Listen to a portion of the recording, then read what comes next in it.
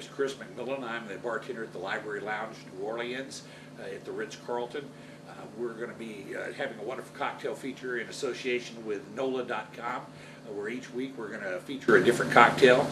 Today we're going to start with the king of cocktails, the Martini, which has undergone several historic evolutions. I like to say all the time there's nothing revolutionary in cocktails. It's all evolutionary. The Martini has its origins in the middle of the 19th century with a drink called the Martinez. It's evolved over time from being a sweetened version of gin called Old Tom and sweet vermouth to the dry vermouth and gin version that we know today. I'm going to start off answering some questions. There are a couple of classic questions associated with martinis: shaken or stirred, up or on the rocks, olive or lemon, vermouth or no vermouth, gin or vodka. All of these are choices that you can make. It all depends on your preference and what you like. I'm going to present today the classical form of preparing both the gin and the vodka martini. The first and most essential, there are only 3 ingredients in a martini. That's gin, vermouth, and ice. One of the most essential ingredients in the martini is ice. It's one of the most difficult things to achieve in a bar. When I pull it out of the well, you can see my hand is wet, which means that the temperature of the cocktail or the ice itself starts at 33 degrees before you start to make the drink. So you want to, when preparing the drink at home, you want to go to the store if you can. Buy a bag of ice, get as cold an ice, take it right out of the freezer. You don't want to use ice that's been in your home, that's absorbed flavors out of the refrigerator and the freezer. For the purpose of preparation today, I'm going to use a Tanqueray gin. You can use any of your choice. We're going to start off with a nice 3-ounce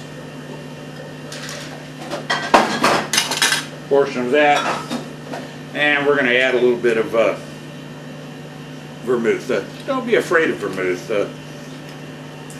Gin is a aromatically and botanical based spirit. It has herbs and spices that are soaked or infused in it in the distillation process to give it flavor. Vermouth is an aromatically and botanically infused wine. It's the herbalism of the vermouth and the herbalism of the gin that are complementary to each other and marry and make the magic of what the martini is. Vermouth, actually, the word comes from the German Wermut, which means wormwood, and the practice of flavoring wines, vermouth particularly, goes back to Roman times. James Bond was wrong. A gin martini should be stirred, not shaken. There are only a couple of cocktails that you can make that are just absolutely translucent. Many people consider that crystalline clarity to be part of the aesthetic or pleasure of the drink. When you shake a drink, you put air bubbles into it, which makes it frothy. That's what people mean when they say when they bruise the gin. It makes it cloudy, and you lose that beautiful crystalline appearance. Also, by putting the air bubbles in there, you change the texture of it and make it frothy. A martini should really be silky and smooth on the palate.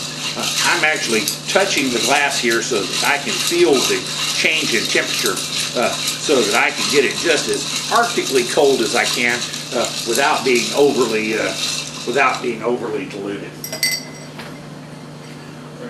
Take a chilled cocktail glass out.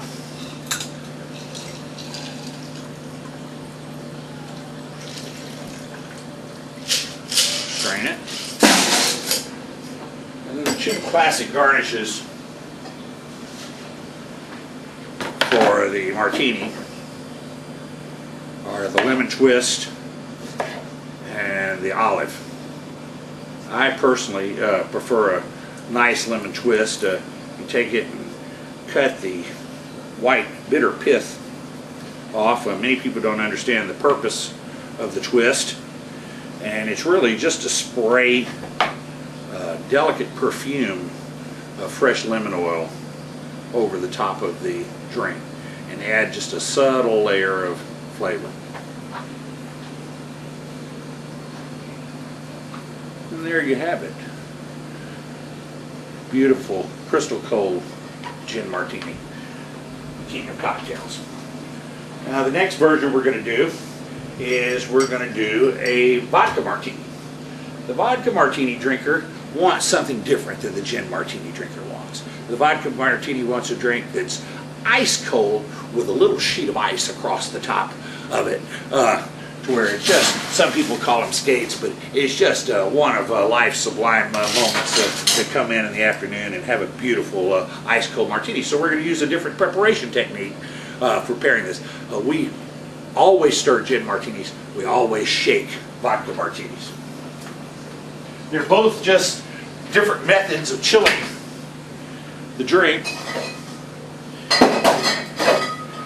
But as I said before, it has to do with texture and coldness of the drink. I personally never put vermouth in a vodka martini. You can if you choose to. I always put vermouth in a gin martini. You don't have to if you don't want to. But it's been my experience many years behind the bar that the vodka martini is not really, the drinker is not really seeking that vermouth flavor within their drink, and the gin martini drinker is.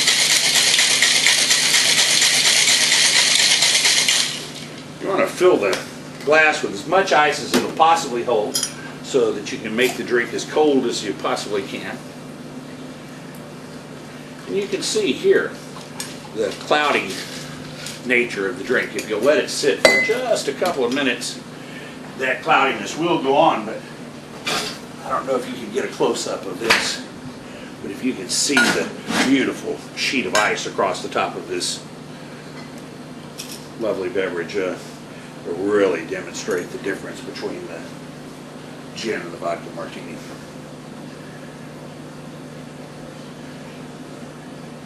Garnished with an olive. There's your vodka martini, ice cold, waiting for you. This is an adventure I really look forward to taking with you. I would invite you to approach it in the spirit of an adventure, not to let preconceived ideas get in your way, and to try new things. These are two classics, whichever one you chose. They're both delicious. Cheers to you. Thanks a lot.